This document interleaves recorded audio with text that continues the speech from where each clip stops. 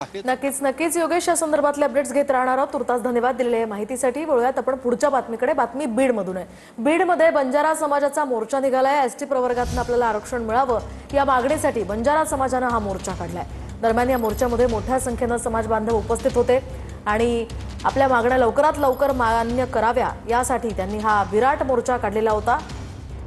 दरम्यान धनंजय मुंडे, सुरेश धस सुद्धा या मोर्चामध्ये सहभागी होणार असल्याची माहिती आहे। बऱ्याच लोकप्रतिनिधींनी या मोर्चाला पाठिंबा दिल्याची माहिती आहे। हैदराबाद गॅझेटनुसार बंजारा समाजाला सुद्धा एसटी मधनं आरक्षण मिळावं या मुख्य मागणीसह इतर काही मागण्यांसाठी बंजारा समाजानं हा विराट मोर्चा काढलेला आहे। मोठ्या संख्येनं समाज बांधव या मोर्चामध्ये सहभागी झालेले आहेत। एकच मिशन एसटी आरक्षण अशा प्रकारचे हातात फलक घेत या सगळ्यांनी मोर्चामध्ये सहभाग नोंदवला। बंजारा एकजुटीचा विजय असो असे हे पोस्टर्स त्यांनी हातात घेत जोरदार घोषणाबाजी केली आहे।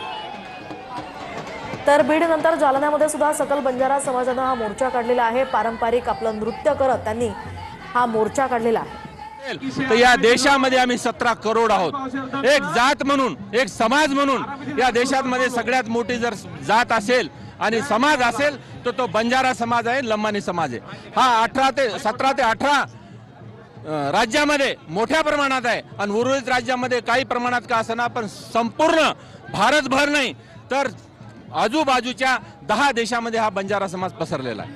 तर नक्कीच आपण पाहतोय की हे होते काँग्रेसचे आमदार राजेश राठोड। आमदारकी गेली तरी चालेल, मात्र समाजासाठी आपण लढत राहणार। 1 महिन्याच्या आत प्रमाणपत्र द्या अशी मागणी जी आहे ती सरकारला त्यांनी केलेली आहे। कॅमेरा पर्सन अमित आडेसोबत मी रामनाथ ढाकणे, TV9 मराठी, जालना। तर आपण पाहतोय जालना आणि बंजारा समाजानं हा मोर्चा काढलेला आहे।